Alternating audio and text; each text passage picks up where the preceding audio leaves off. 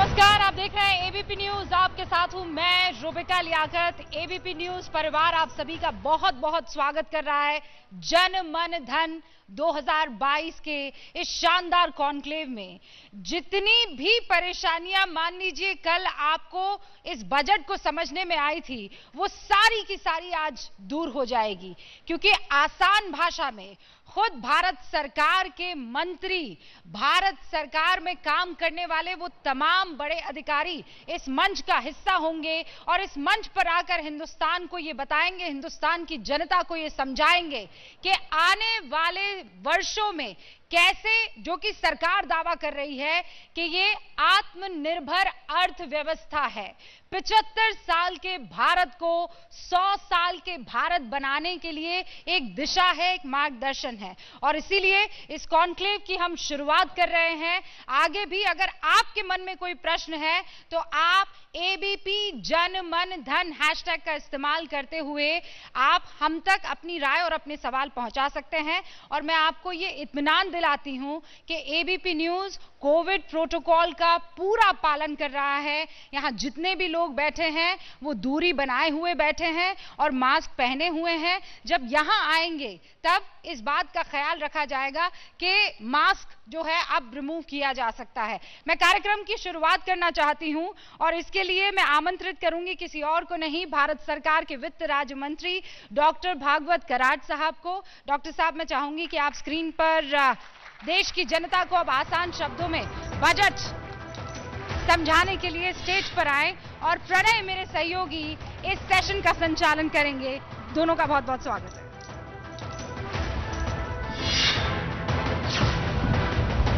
शुक्रिया रुबिका। और बीते करीब 24 घंटों से पूरे देश के मन में जन मन धन की बात चल रही है और जन मन धन 2022 के इस मंच से हम उन तमाम सवालों, उन तमाम आशंकाओं के जवाब सीधे सरकार से लेंगे। और हमारे साथ मौजूद हैं भारत के वित्त राज्य मंत्री डॉक्टर भागवत कराड़, जो पेशे से सर्जन भी हैं। तो डॉक्टर साहब, मेरा पहला सवाल इसी चीज को लेकर है कि कोविड से भारत की अर्थव्यवस्था परेशान हुई, उसकी सेहत खराब हुई, आम आदमी की जेब भी महंगाई से कराह रही है। उम्मीद थी कि आपके दवाखाने से कुछ दवाई मिलेगी, कुछ नुस्खा मिलेगा जिससे राहत मिल सकेगी, लेकिन आपने अर्थव्यवस्था के लिए ताकत का टॉनिक तो दिया, लेकिन कोई पेन किलर नहीं दिया। तो क्या उम्मीद की जाए कि कोई पेन किलर मिलेगा जिससे कि उसकी फौरी तौर पर राहत मिलेगी लोगों को? प्रणय जी, मैं आपको बताना चाहता हूं, कल लोकसभा में जो बजट पेश हुआ अत्यंत महत्वपूर्ण बजट है, क्योंकि ये बजट है, ये अमृत काल का बजट है।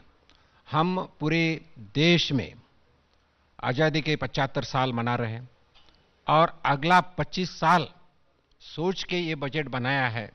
जो कुछ बजट का स्ट्रक्चर जो बनाया है उसमें बहुत ही पैसे की उसमें भरोसा दिया है। और मैं बताना चाहता हूं, आम आदमी के लिए इस बजट में बूस्टर डोज बहुत ही अच्छी तरह से दिया है। आम आदमी का इनकम बढ़े, आम आदमी के जेब में पैसे आए और उसके जो बेसिक नीड्स है वो भी पूरी हुए, इसलिए इस बजट में बहुत ही अच्छा डोज दिया है। मैं बताना चाहता हूं, जो आम आदमी जहां काम करता है, आम आदमी के लिए जो काम की जगह है, जहां रोजगार मिलता है, वो एमएसएमई सेक्टर, इस यानी माइक्रो स्मॉल मीडियम एंटरप्राइजेस। और माइक्रो स्मॉल मीडियम एंटरप्राइजेस के लिए इस बजट में 4.5 लाख करोड़ का हिस्सा रखा है। और इसी के वजह से जो आत्मनिर्भर भारत बोल के जो स्कीम दी थी, इमरजेंसी क्रेडिट गारंटी स्कीम, तो वो उसको बढ़ोतरा देते हुए उसका डेट भी बढ़ाया। जो पहले 31 मार्च 2022 तक था, अभी 31 मार्च 2023 तक किया है। यानी एमएसएमई सेक्टर को बैंक से पैसा मिलेगा और जो बैंक से जो पैसा मिलेगा वो बैंक को गारंटी गवर्नमेंट ऑफ इंडिया ने दिया है।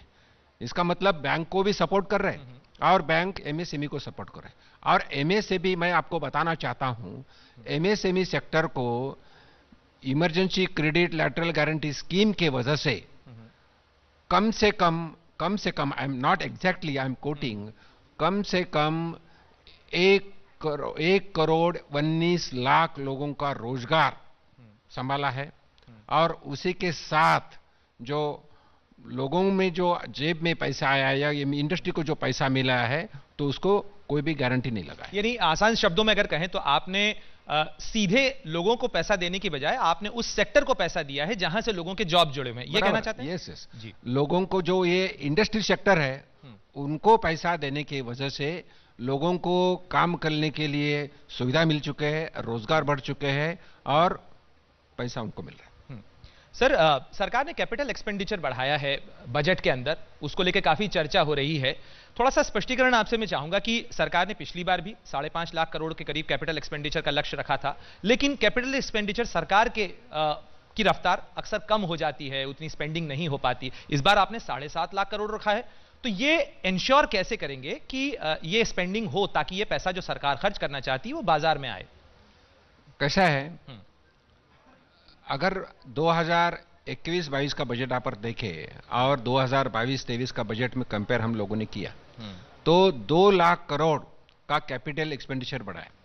तो कैपिटल एक्सपेंडिचर बढ़ाया बोलते ये 2 लाख करोड़ मार्केट में आने वाले हैं, और ज्यादा कैपिटल इन्वेस्टमेंट होने की वजह से यहाँ लोगों को रोजगार भी मिलने वाला है, और अल्टीमेटली रोजगार मिले, काम मिले, जॉब मिले, तो पैसा उनका तनख्वाह पब्लिक के जेब में जाएगा और उनको पैसा मिलेगा। सर, मैं जब यहाँ के लिए आ रहा था तो सुबह मेरी पत्नी ने भी कहा कि आप जा रहे हैं मंत्री जी का इंटरव्यू करेंगे तो उनसे जरूर पूछेगा कि भाई इनकम टैक्स के जो पेयर हैं, जो कि अपना कर चुकाते हैं, उनको सरकार ने थैंक यू तो कह दिया लेकिन उनको कोई राहत नहीं दी। तो क्या उम्मीद की जाए कि वित्त मंत्री जी जब बजट प्रस्तुत करेंगी, पास होगा संसद में, तो उस समय कुछ राहत का ऐलान हो सकता है?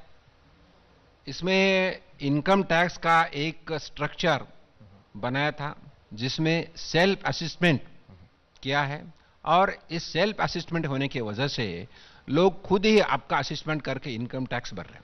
अब इनकम टैक्स भरने के बाद अगर समझो किसी को लगता है कि अपना वापस ही करना है, तो अगर किसने भरा नहीं होगा तो भी उसको 2 साल तक उसको राहत दिया है। 2 साल तक पीछे जाके भी उनको सुधार कर सकते हैं या नया इनकम टैक्स भर सकते हैं। सर, लोगों के मन में इसी चीज को लेकर एक आशंका है, तो थोड़ा सा अगर आप स्पष्ट कर सकें कि 2 साल तक इनकम टैक्स आप रिवाइज कर सकते हैं उस असेसमेंट को, ये तो एक अच्छी सुविधा है, लेकिन ये तब है जब सरकार पर आपका कर बकाया हो या आपको टैक्स लायबिलिटी बकाया हो। क्या रिफंड भी ले सकते हैं? ऐसा भी है इसमें? नहीं, ये 2 साल का अलग है और रिफंड का अलग है। अगर रिफंड का अलग है, एज पर द सेक्शन 139/5 हमें उसको रिफंड के लिए वापस अप्लाई करना पड़ेगा।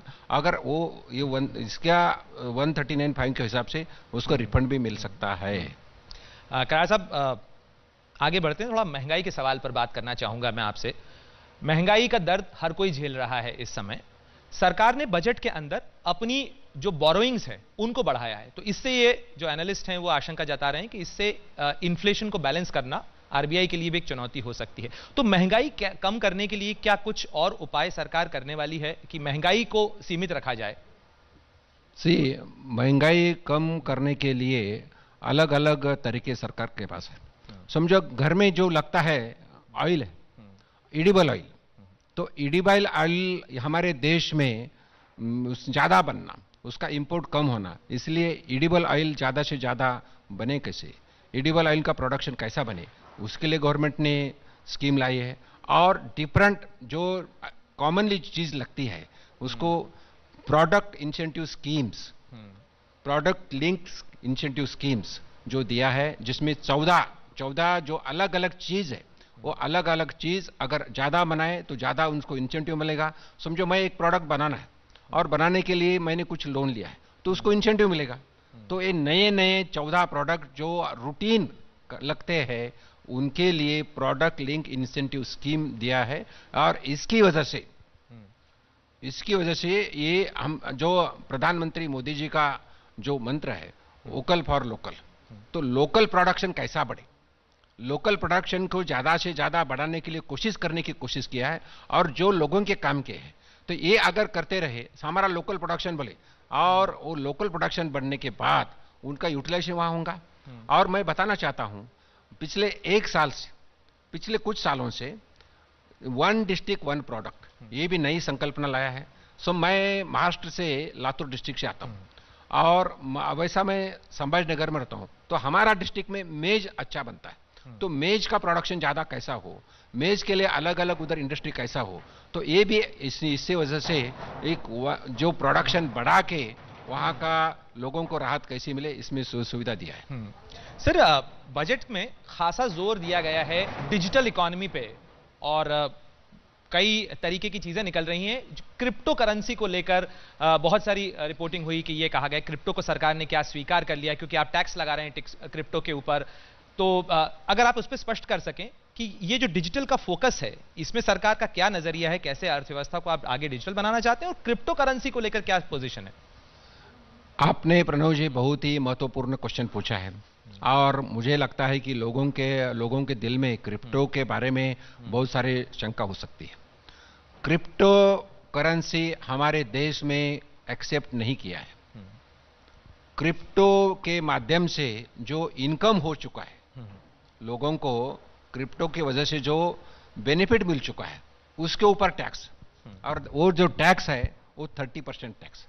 इसका मतलब क्रिप्टो को एक्सेप्ट नहीं किया है, लेकिन एट द सेम टाइम कल के बजट में डिक्लेयर किया है कि डिजिटल बैंकिंग या डिजिटल करेंसी आएगी, तो वो digital currency will be govern by the Reserve Bank of India. जो currency Reserve Bank of India तरफ से गवर्न हो जाएंगी वो करेंसी इंडिया की रहेंगी। So crypto is not govern by the Reserve Bank of India, but the नई जो करेंसी आएगी that will be govern by the Reserve Bank of India. और कल के बजट में मैं आपको बताना चाहता हूं कि एक आदि सेंट्रल बैंक, जैसे सबसे बड़ी बैंक आज हमारे देश में स्टेट बैंक ऑफ इंडिया है, उसके माध्यम से डिजिटल बैंकिंग काम चालू हो जाएगा। और उसी के साथ आजादी का 75 साल चल रहा है, तो 75 बैंक ब्रांचेस कौन से भी शहर में हो सकते हैं, अभी तक उसके बारे में कुछ बताया नहीं है, लेकिन 75 ब्रांचेस निकल जाएंगे। और डिजिटल करेंसी अगर इंडिया की आएगी तो वो अत्यंत महत्वपूर्ण रहेगी, मैं बताना चाहता हूं, क्योंकि जो कुछ ट्रांजैक्शंस है वो कैश ट्रांजैक्शंस नहीं होंगे, वो ट्रांजैक्शंस डिजिटल होंगे, ट्रांसपेरेंसी आएंगी, उसमें भ्रष्टाचार कम होगा। और आजकल हम देखें तो इवन द स्ट्रीट वेंडर के पास हम गए तो वो गूगल पे कर सकता है, फोन पे कर सकता है, तो लोगों को डिजिटल लिटरेसी बढ़ चुकी है। और मैं तो फाइनेंस डिपार्टमेंट से हूं, तो फाइनेंशियल लिटरेसी हो, डिजिटल ट्रांजैक्शंस हो या फाइनेंशियल इंक्लूजन है, इसमें बहुत सारा जोर ये सरकार ने दिया है, हमारी सरकार ने दिया है। प्रधानमंत्री जी का मैं अभिनंदन करूंगा, क्योंकि मुझे बताना हर्ष हो रहा है 2014 में जब ये प्रधानमंत्री जनधन योजना आई तो बहुत सारे गरीब लोगों के नेशनल बैंक में अकाउंट नहीं थे, नेशनल बैंक में अकाउंट नहीं थे, आप समझ लो। और अगर बैंक में अकाउंट खोलना है तो बैंक में जाना था, बहुत सारी फॉर्मेलिटीज करने पड़ती थी, 5,000 रुपए भरना पड़ता था। और उतना ही नहीं तो अकाउंट 2 दिन 3 के बाद लगता। लेकिन प्रधानमंत्री जी ने जो जनधन योजना, प्रधानमंत्री जनधन योजना लाई, वो बैंक वाले गली गली में गए, कॉलोनी में गए, कोऑपरेटिव सोसाइटी में गए, अकाउंट खोले। और मुझे बताने को हर्ष हो रहा है कि 44,000 करोड़, 44 करोड़ लोगों के अकाउंट आज खोल चुके हैं और इसमें पैसा भी जमा है। तो इसके वजह से थोड़ा 1 मिनट लेता हूं मैं, इसके ये 44 करोड़ अकाउंट जो है वो आधार कार्ड को लिंक किया है, और आधार कार्ड लिंक मोबाइल से लिंक किया है। तो ये जाम बोलते हैं इसको, जाम ट्रिनिटी, जनधन अकाउंट, आधार कार्ड और मोबाइल, JAM। इस स्टैटिस्टिक्स मुझे बताने को हर्ष होता है कि ये स्टैटिस्टिक ये सिर्फ भारत देश के पास है। इसीलिए प्रधानमंत्री जी एक बटन के साथ हर एक बेनिफिशियरी को उनके अकाउंट में पैसा जाता है, उसको DBT डायरेक्ट बेनिफिट बोलते हैं। तो किसानों को जो प्रधानमंत्री किसान सम्मान योजना जो है उसमें 11 करोड़ किसानों को जो पैसा मिलता है, तो एक बटन प्रधानमंत्री जी दबाते हैं तो हर एक के अकाउंट में पैसा तो जाता है, लेकिन उसको एसएमएस भी आता है, और एसएमएस आने को उसको मालूम होता है कि मेरे अकाउंट में पैसा आ गया। और this is a digital currency, ऐसा ही समझो, वो उसको डिजिटली पैसा जाता है। ये समझने की बात है। खैर साहब, आपने बजट की विशेषताएं तो बताई। अब तो बजट पेश हो चुका है, तो आपके ऊपर वो गैग नहीं होगा कि बजट की प्रिपरेशन पे आप बात कर सकें। आप राजनेता हैं, एक सवाल मैं आपसे पूछना चाहूंगा कि चुनावों का मौसम है, कई राज्यों में चुनाव है, अधिकतर राजनेताओं को, पॉलिटिशियंस को, सरकार को ये चिंता होती है कि भाई चुनाव में इसका नफा नुकसान होगा नहीं होगा। इसमें कोई चुनावी, कोई लोक लुभावन वादा नहीं दिख रहा है, तो ये क्या टेम्पटेशन था बजट की प्रिपरेशन के समय, या आप लोगों ने क्या पॉलिसी डायरेक्शन तय किया कि नहीं इस बार भाई चुनाव पे कोई बात नहीं करनी, चुनाव को अलग रखो और बजट को अलग रखो? ये बजट है कॉमन पब्लिक के लिए, हर सिटीजन, ये देश के लिए बनाया गया बजट है। और प्रधानमंत्री जी का एक मंत्र है, सबका साथ, सबका विश्वास और सबका विकास, और अभी सबका प्रयास। तो इस भारत देश में रहने वाले हर एक नागरिक का विकास कैसा हो, उसका विश्वास कैसा संपादन करो, उसको साथ लेके कैसा काम करो। और ये सब क्षेत्र में, आप कौन सा भी क्षेत्र लो, आप हेल्थ सेक्टर लो, आप शिक्षा लो, आप ट्रांसपोर्ट लो, आप रेलवे लो, हर क्षेत्र में विकास कैसा हो, ये बजट में देखा है। अगर आप लगा तो मैं किताब लेकर आया हूं, तो उसमें कितना बढ़ोतरी दिया है मैं ये भी बताना चाहता हूं। और इस सब लोगों के लिए, सब क्षेत्र के लोगों के लिए, चाहे किसान हो, मजदूर हो, गरीब हो, मध्यम क्लास हो, इंडस्ट्रियलिस्ट हो, इसके लिए राहत कैसी मिली और भारत देश का जीडीपी कैसा बढ़े और उसी के साथ सबको लेके विकास कैसा रहे। तो मुझे भरोसा है कि ये सब विकास के लिए ले जाने वाला बजट है। भारत एक विकसनशील देश कैसा बने, और ये सब बनेगा तो सबका विश्वास अगर संपादन करे तो उसका चुनाव में तो फायदा होने वाला है। चुनाव तो बाद में की बात है, पहले जनता का सौख्य, जनता की विकास, जनता की समृद्धि कैसा ले, इसके ऊपर बजट में कंसंट्रेट किया है। लेकिन आप बजट में आंकड़े बता रहे हैं, विपक्ष कह रहा है कि तो जीरो बजट है। तो मैं विपक्ष को बताना चाहता हूं, मैं एक 2-3 आंकड़े बता के आपको बताना चाहता हूं। पूर्व वित्त मंत्री चिदंबरम जी भी ये कह रहे हैं कि ये तो जीरो बजट है, इसमें तो कुछ है ही नहीं और आंकड़े कम हुए हैं। देखो, प्रधानमंत्री ग्राम सड़क योजना लास्ट ईयर के बजट में 15,000 करोड़ थे, अभी 19,000 करोड़ है। National education mission last year के बजट में 34,300 करोड़ थे, अभी 39,553 करोड़ है। कृषि सिंचाई योजना लास्ट ईयर के बजट में 11,588 करोड़ थे, अभी 12,954 करोड़ हो गए हैं। फूड प्रोसेसिंग एंटरप्राइजेस उसमें 500 करोड़ थे, अभी इस साल 900 करोड़ हो चुके हैं। पीएम किसान सम्मान निधि, जो किसानों को लिए राहत मिलने के लिए प्रधानमंत्री जी निधि देते हैं 6,000 रुपीज हर किसान के लिए, उसमें 65,000 करोड़ लास्ट ईयर था, अभी 68,000 करोड़ रखा है। नेशनल हेल्थ मिशन में 37,130 करोड़ थे, अभी 37,800 बढ़ोतरी है।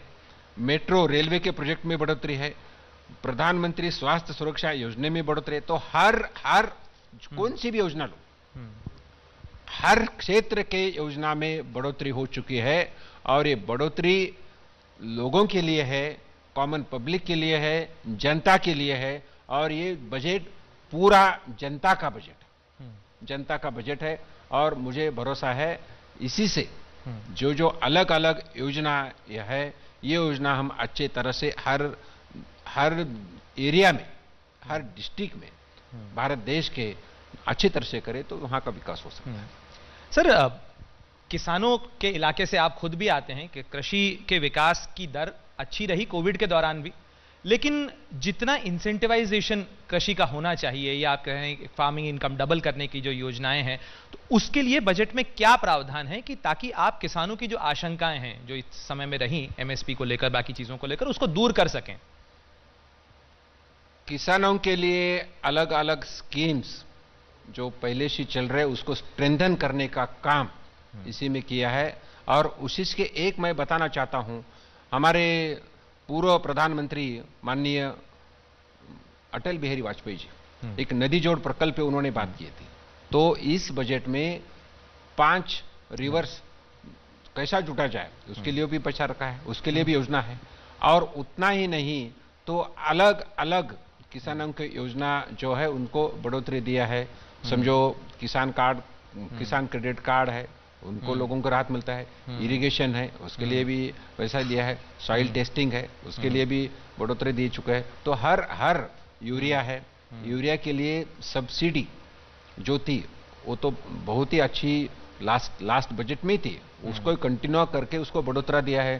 तो उतना ही नहीं, जो किसान जो माल पैदा करता है, जो धान पैदा होता है, उसको भी परचेस करके गवर्नमेंट उसको भी पैसा रखा है। तो हर किसान के हर क्षेत्र में हर जो बोइंग से इरिगेशन हो, मशागत हो, तो उसमें ध्यान रखा है। तो निश्चित रूप से अर्थव्यवस्था के लिए टॉनिक देने की कोशिश तो आपने की है। ये तमाम चीजें जो आपने गिनाई हैं, कई नई चीजों को अभी इसमें शामिल किया गया है, जैसे कि artificial intelligence, gaming, visual creativity, ये तमाम जो नए सेक्टर हैं। तो क्या इसमें आगे के लिए अर्थव्यवस्था के रोजगार के अवसर पैदा हो सकें, इस पे ज्यादा फोकस था? इस बार अगर कहा जाए कि एक फोकस एरिया आपने अगर थीम सोची होगी इस बजट के लिए, तो वो एक फोकस एरिया क्या था? इसमें इस बजट में टेक्नोलॉजी के ऊपर बहुत सारा ध्यान दिया है। और टेक्नोलॉजी को बढ़ोतरा देके टेक्नोलॉजी इंडिया में ज़्यादा से ज़्यादा लोग कैसा यूटिलाइज करें, इसी के ऊपर बहुत ही बढ़ोतरा दिया है। अलग अलग चीज़ों का मैं तो बताना चाहता हूँ, लेकिन मैं इतना ही बरसा हूँ, मैं तो फाइनेंस डिपार्टमेंट से हूँ। और हमें दो डिजिटल बैंकिंग का जो मैं अभी हमने जो चर्चा की, उसके ऊपर बढ़ोतरा ज़्यादा देने से वो हर क्षेत्र में काम कर सकती है। इसी के साथ रेल हो, ट्रांसपोर्ट हो, एयरपोर्ट हो, बोल तो ये ट्रांसपोर्ट के लिए भी इसमें बढ़ोतरी ज़्यादा दे चुके हैं। अभी रेल में से तो आने वाले 3 साल में 400 नई ट्रेन, जिसका नाम रहेगा वंदे भारत, ये ट्रेन चालू करने का भी इसमें बजट में है। ट्रांसपोर्ट में आपको तो मालूम है, नेशनल हाईवे का एक अच्छी तरह से प्रधानमंत्री मोदी जी के नेतृत्व में अच्छी तरह का एक पूरे देश में बहुत ही अच्छे नेशनल हाईवेज बन चुके हैं। तो इस सब चीज को ख्याल रखते हुए इंडिया में पर्टिकुलरली जो आप किसान की भी बात कर रहे थे, कोस्टल एरिया में ट्रेन कैसे हो जाए, उसी का भी इस बजट में ख्याल किया है। तो हर क्षेत्र में काम करके नए सर, आपने डिजिटल और टेक्नोलॉजी की बात की। एक आशंका लोगों के मन में यह भी है कि जिस देश में अधिकतर ग्रामीण इलाकों में लोग हैं, डिजिटल पेमेंट सिक्योर कितना होगा, उसकी सेफ्टी सिक्योरिटी कैसे इंश्योर की जाएगी? आपने फिनटेक या फाइनेंशियल टेक्नोलॉजीज का भी जिक्र इस बजट के अंदर है। तो डिजिटल पेमेंट सिक्योर कितना होगा, यह कैसे सुनिश्चित करेगा वित्त मंत्रालय? डिजिटल पेमेंट सिक्योर होना चाहिए। इसमें समझो कुछ प्रॉब्लम आ गया तो उसका साइबर क्राइम का उसका भी गुना हो सकता है। और टेक्नोलॉजी जैसी उसको बढ़ेगी टेक्नोलॉजी, तो धीरे धीरे उसमें इंप्रूवमेंट हो सकता है। तो बहरहाल आपने तमाम चीजें, बजट की जो विशेषताएं हैं वो साझा की, साथ ही वित्त राज्य मंत्री ने हमारे उन सवालों का भी जवाब दिया जो आम लोगों के मन में उठ रहे हैं, चाहे इनकम टैक्स पेयर्स का मामला हो या जेब में सीधे लाभ पहुंचाने का मामला हो। इन तमाम चीजों को भी हमसे साझा किया। वित्त राज्य मंत्री जी, रोजगार को लेकर भी बहुत सारे लोगों की आशंकाएं, हालांकि आपने बताया कि सेक्टर्स में है, आपने पैसा ज्यादा दिया है, लेकिन अगर जो यूथ की रिक्वायरमेंट है, कोविड के कारण दुनिया भर में जॉब्स कम हुए हैं, क्या कोई स्पेशल स्कीम्स इसके बाद भी आ सकती हैं? क्योंकि हमने देखा कि इसके पहले बजट के अनाउंसमेंट्स के बाद भी क्रमशः अलग अलग अनाउंसमेंट्स वित्त मंत्रालय करता रहा है, पैकेजेस अनाउंस करता रहा है। तो क्या जॉब ओरिएंटेड किसी पैकेज की उम्मीद की जा सकती है सरकार से?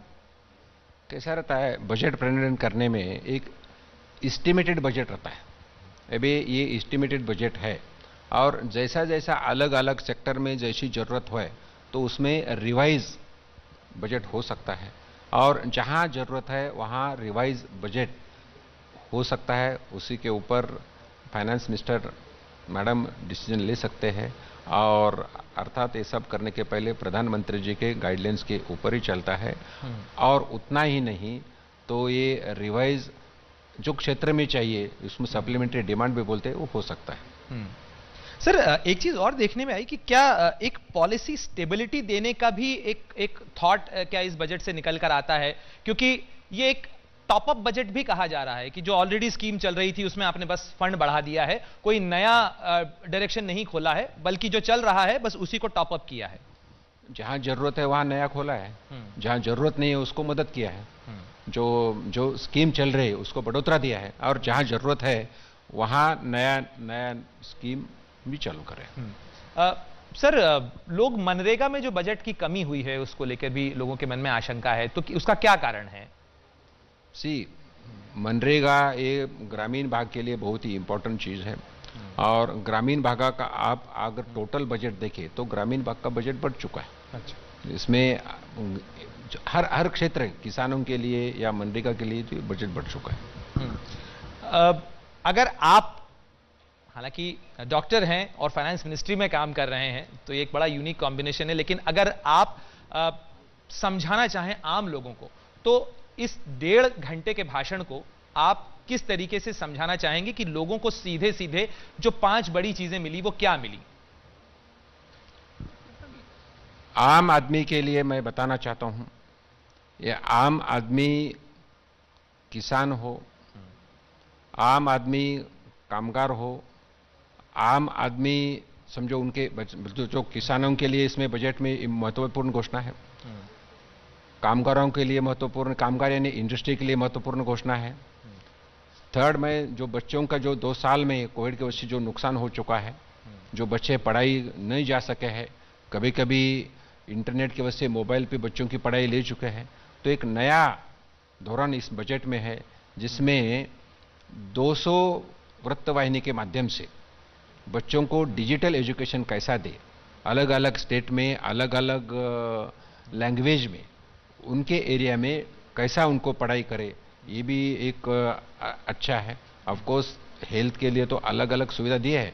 तो मैं बताना चाहता हूं, किसान हो, उद्योजक हो, हेल्थ के लिए हो, शिक्षा के लिए हो या ट्रांसपोर्ट के लिए हो, ट्रांसपोर्ट रेलवे ट्रांसपोर्ट हो, तो हर क्षेत्र में ये 5 महत्वपूर्ण चीज जो आपने पूछे हैं तो 5 चीजें मैं बताना चाहता हूं। सर, आप तो डॉक्टर भी हैं, वित्त राज्य मंत्री भी हैं, और जनधन धन 2022 की थीम भी जो है वो बजट के लिए बूस्टर डोज की है। तो क्या हेल्थ सेक्टर में बच्चों को बूस्टर डोज लग सके, बच्चों को वैक्सीनेशन लग सके, उसके बूस्टर डोज भी आ सकें? 15 साल से जो कम के बच्चे हैं उनके लिए भी कोविड की आशंकाएं हैं, तो उनके वैक्सीनेशन के लिए क्या कोई प्रावधान बजट में किया गया है? इसमें मैं पहले डॉक्टर के बारे में बताना चाहता हूं। कैसा है, कौन सा भी मेडिसिन अगर बाजार में लाना है, समझो वैक्सीन का रिसर्च कैसा हुआ है, तो वैक्सीन का रिसर्च कैसा हुआ, वैक्सीन पड़े बन चुकी है और उसका क्लिनिकल ट्रायल्स लेते हैं। तो क्लिनिकल ट्रायल्स पहले एनिमल पे लेते हैं और एनिमल के बाद ह्यूमन पे लेते हैं, और ह्यूमन पे लेने के बाद उसको कुछ वॉलंटियर्स लेना पड़ता है, तो ह्यूमन पे लेने के बाद ये वैक्सीन कितना सक्सेसफुल है वो भी देखना पड़ता है, और सक्सेसफुल होगा तो ही फिर हम वैक्सीन लोगों को मिलता है। तो अभी वैक्सीन की बात निकली, तो वैसा ये जो क्लिनिकल ट्रायल्स है वो बड़े बच्चे बोल तो 15 से 18 साल उसके ऊपर क्लिनिकल ट्रायल्स हो चुके हैं, और जो छोटे हैं उम्र से छोटे वो क्लिनिकल ट्रायल्स चल रहे हैं। तो वो होने के बाद क्लिनिकल ट्रायल्स होने के बाद अगर अभी मालूम नहीं फ्यूचर में क्या है, ये पेंडेमिक कम हो गया समझो तो जरूरत भी नहीं हो सकती, अगर जरूरत है तो उसके ऊपर भी क्लिनिकल ट्रायल्स लेके बच्चों के लिए वैक्सीन आ सकता है, उसमें कोई डाउट नहीं है। मैं इतना ही बताना चाहता हूं, जहां जहां जरूरत है वहां मैं पहले जैसे बोला कि सप्लीमेंट्री बजट आ सकता है और वो मदद हो सकती है, लेकिन हेल्थ इज अ प्रायोरिटी। मुझे आपसे डिस्कस करने के लिए बहुत ही अच्छा लग रहा है कि अगर इंडिया में वैक्सीन का खोज या रिसर्च नहीं होता था तो क्या होता था। हम इतना आज 150 करोड़ लोगों को वैक्सीन मिल चुका है और ये वैक्सीन हमारे पास बना है इसलिए फ्री में वैक्सीन दिया है। ये केंद्र सरकार की बहुत ही बड़ी उपलब्धि है और ये वैक्सीन हमारे साइंटिस्ट ने इसका खोज किया है, इसका रिसर्च किया है और रिसर्च करने के बाद मैं बोला उसका सिस्टम क्या है, ज्यादा डिटेल बताना नहीं चाहता, लेकिन लोगों को वैक्सीन मिला है। तो ये वैक्सीन आज 150 करोड़ लोगों को मिल चुका है। ये वैक्सीन अभी 15 से 18 साल के बच्चों को मिल रहा है और उसका छोटे बच्चों को भी मिल सकता है और उसका प्रोविजन जो आपने पूछा है, इसका कुछ प्रोविजन भी इसमें हो सकता है। उसमें हेल्थ को प्रायोरिटी है। निश्चित रूप से तो कोविड की इस महामारी के दौरान चिंताओं को कम करने के लिए बच्चों के लिए भी आपने जो आश्वासन दिया उससे उम्मीद जगती है कि राहत मिलेगी, कुछ सुकून मिलेगा। और आपने सप्लीमेंट्री बजट की बात कह के थोड़ी उम्मीद और जगा दी है कि सरकार जेब के लिए भी कुछ राहत दे सकती है आने वाले बजट के सप्लीमेंट्री एडिशन में। तो हमसे ये तमाम चीजें साझा करने के लिए आपका बहुत बहुत शुक्रिया डॉक्टर भागवत कराड़। और उम्मीद की जानी चाहिए कि सरकार और जन धन मन की बात के बीच संवाद बना रहे।